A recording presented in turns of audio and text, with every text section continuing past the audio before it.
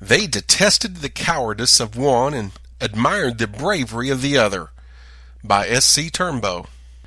Mr. John Bias, son of Hiram Bias, who in wartime served in Company B, the 16th Missouri Cavalry, Union side, tells the following incidents that occurred while the Federal Army were beating back General Sterling Price and his men in October 1864.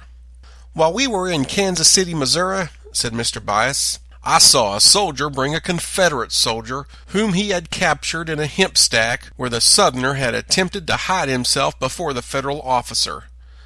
The officer asked the man what he was doing up there, and the prisoner, whom he had evidence of being badly demoralized, replied in this way: 'I was conscripted, and was forced to join the Southern Army, or I would not have been here.'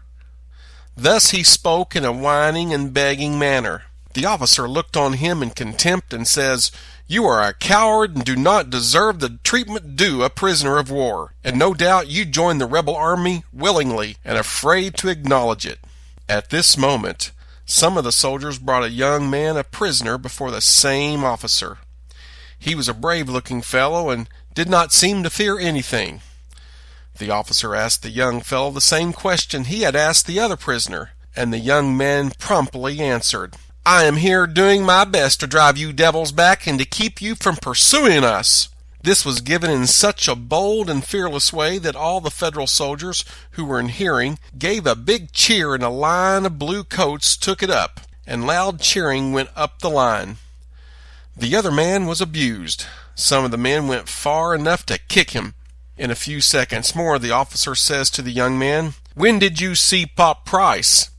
And he said, 'Just a while ago, and I do wish I was in the hind seat of his buggy with him.' And the soldier gave the gallant fellow another cheer. This is no hearsay with me. I saw it with my own eyes, and heard it with my own ears," said Mr. Bias.